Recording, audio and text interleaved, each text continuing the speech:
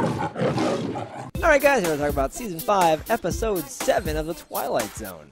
So this episode itself is, it has a lot of potential, has some cool things, but ultimately left me wanting more. I agree on all counts. Join us next week for...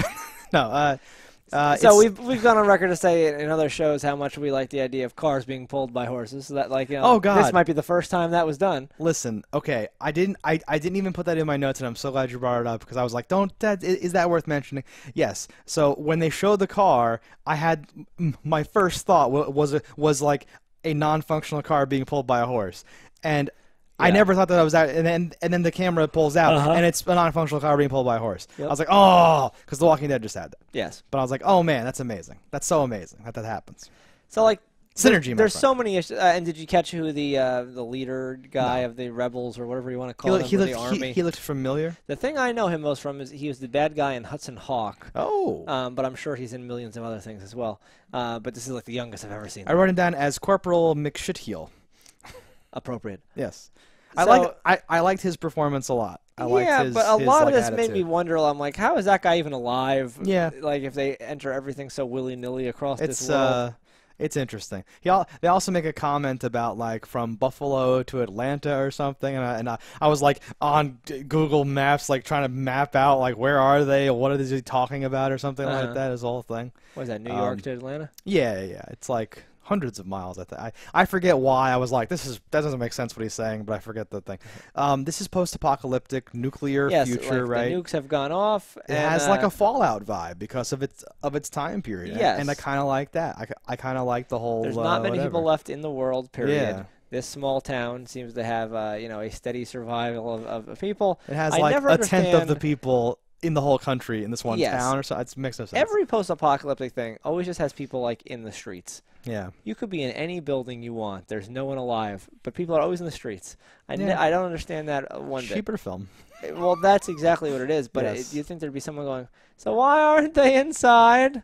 Like with all the good things for every house shoved into one house because that's their house now? Well, and they were like, those were canned post-bomb or whatever. And I'm like, we were still canning post-bomb? Yeah, that was another thing. Did a lot of the people die after that? Because if there's 500 people in so if you like take America and you kind of start in the ocean and you just take a vertical line and just push it over. That's how you get Buffalo to like Atlanta. It's like you've abandoned the coast, kind of all those like original 13 colonies, right? It pushes it over. Buffalo's very west. It's like by the Great Lakes almost, right? Yeah. So like if there's 500 people in that whole like zone, there's enough food there to just like left over in cans for like the whole everyone. But like forever. why it matters post canning versus pre canning if everything is irradiated?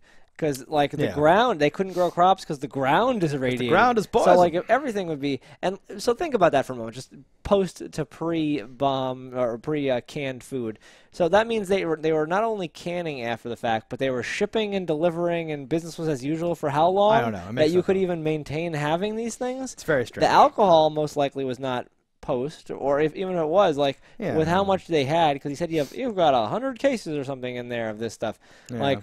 How much were you ordering? Like, what town's volume is this? And, like, it doesn't make sense. I don't know if they patched that into the script or something like that, because you're right. Like, you never do see it, so there's no reason to say it. Well, like, I like had the same thought of, like, why does it matter when you canned it? If it doesn't matter, then why would any cans be safe? How could you tell? Like, what's going on? And if you want to get really nitpicky, he keeps saying strontium-90 or whatever, and that's like used in medical things. I'm not sure if that's part of the stuff that you drink or something like that, or if it's just in like medical devices or whatever. That I googled it. It gets into like your bones and can cause leukemia. It doesn't like kill you like the next day or something like that. It doesn't make any sense. It takes 10 days later. It takes this was one day. They died like they said 10 days. They said you eat that stuff and 10 days later you'll be dead. Weren't they all dead the next morning? Or I think that just flashed forward to when they were dead. I think it takes 10 years, maybe longer. We'll see. Eventually, we'll get some. That's like the ultra nitpick, like super down. But so even if it did, if it took one day, it actually makes more sense. But I believe it to be a time wipe to when they finally did die. Sure. But if it was 10 days later, like the guy said, it takes to kill you. Yeah. The horses were still alive. So like even if the horses didn't eat that food too, who's like feeding and watering the horses? Because they're still tied to the carts. They're not like roaming around. And the reason I thought it was the next morning is because everyone was out in the street like that.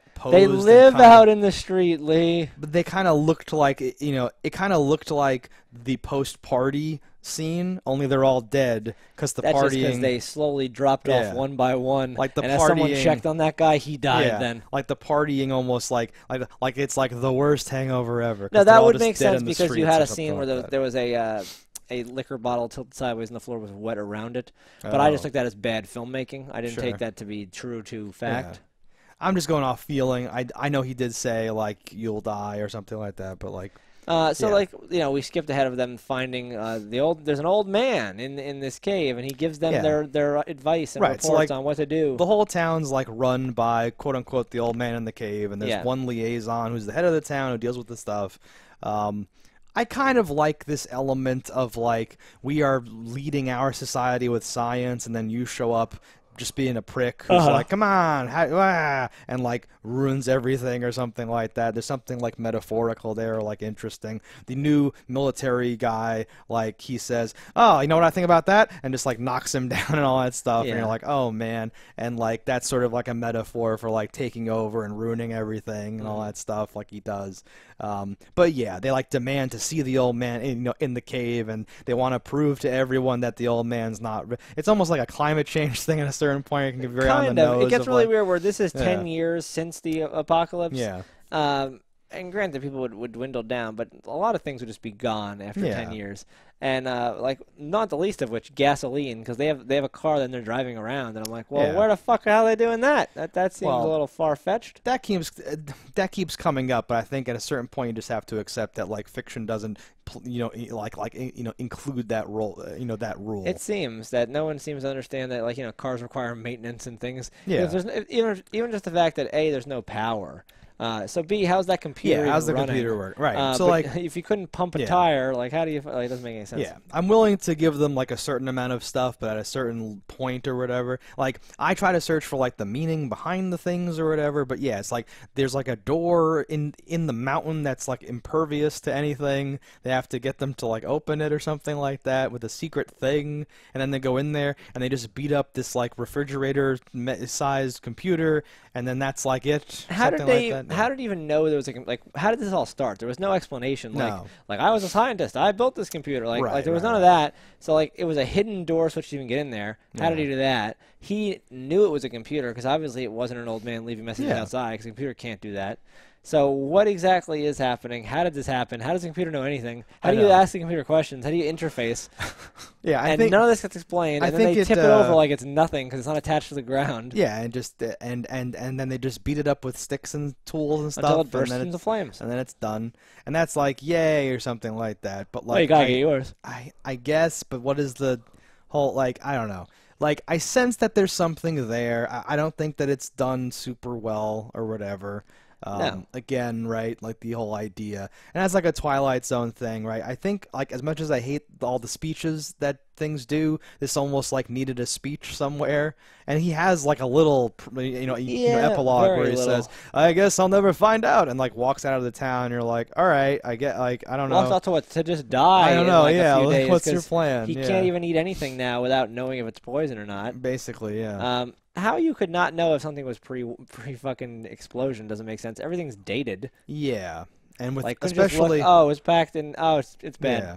Well, and like the computer was telling them where to grow the crops and like what was safe, and so. Unless on their like Rager Bender night they literally destroyed all of everything everywhere, right? You'd be chilling in that town, like eating a horse and like planting crops in like the one zone the computer had told you before was okay. Yeah, just cycling the crops in that one because now you're one dude that can eat everything. Like this is being but do way you too want to literal live through one guy? Yes. I don't know if I'd want to stay there though. It seems like an odd thing. There's a bit of a stink on that town now, so I don't know if I want to hang out there necessarily either. But like, this is a story that is meant to communicate an idea, and a lot of our critiques are very literal, but it's just ripe for like, it's hard to like get to the point if like there's so much weird stuff that I'm like, I don't know what's going on. Yeah, and when the twist is something so, not plausible. Well, like, did you think it was a computer the whole time? I was like, it's probably a computer. Like, that was my like original dumb thing. You knew it was something dumb. Yeah. Or like an alien or something, old man in the cave, whatever. Yeah, there was no old man for sure. Well, yeah, I mean, like, the old man was not like a literal whatever. No, this is not my favorite episode. No, it's not my favorite episode either. Like I say, like the Fallout vibes are like strong, and I really like the interplay. Cool things at play, but yeah, it just falls off for me when a lot of it doesn't get explained. We're like, well, how did that have power? Why did that work? Yeah. Why was it even a thing? Could someone explain what the computer was there for? Did the government have this in place for a thing? And yeah, you didn't get a chance to use it. Well, and like almost like Fallout, where like, if you had a thing where it pans over and this is like a specific shelter that we'd built before the nuclear war as a survival like tool or whatever, right? But you'd have to like set up and pay off so much about like why he was being cheeky about it and why the military guy was so cocky, right? Because like, why would there be? Didn't. Yeah, there's no meat on like the bones of like that, because I really like the conversations that the what was he, Captain Corporal, whatever, was having with like the mayor guy or whatever, debating like why we have to do this and can't do that and what's this, and because he comes in out of nowhere, like there's stuff happening. He comes in out of nowhere and just assumes that this old man in the cave must be some fanatical insanity of like religion, and like, but that guy doesn't say no, this is an actual thing. I know you've been other places where they worship like a statue or something like that, but this is not that. I can assure you. Let me go, right? And things get out of hand. So there's a lot to do there with the story of that guy, finding out about that and how how he'd react. Like, he cares more about being in charge and having all the booze and food and all that thing he does about doing right. So like something, but no, they don't really do that. So it's like frustrating for me to watch. Yeah. And maybe if this was longer, you could get more into detail on some of these things. Like they definitely suffer from the idea that they have to end after like 22 minutes, 24 maximum. But yeah. At the end of the day, it just turns into another story of like, oh, we thought we did and then we no.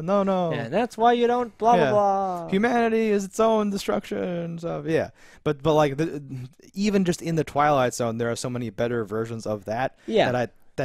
That this fails to hit a certain like threshold on the list and stuff. Certainly. So yeah. I definitely agree. I like things being in the post-apocalyptic, like style, but the angle here is strayed a little too far from what I would want. But good acting, good people. No, it's like solid acting, and as a concept, I feel like, right, aren't there Futurama episodes where they worship a thing and then they get into the cave and it's a computer, right, the whole thing? Like, I feel like this probably set people up for pop culture and like, fiction stuff in the future. Probably right? almost every episode of Twilight Zone has impacted somebody in some regard in that way. Yeah, that's what we thought about this, though, guys. Let us know in the comments what you thought about it. Don't die in a fire, and we'll see you next time. Hello, internets. I just love watching JustDaggers. If you've enjoyed this video as much as I have, click that subscribe button.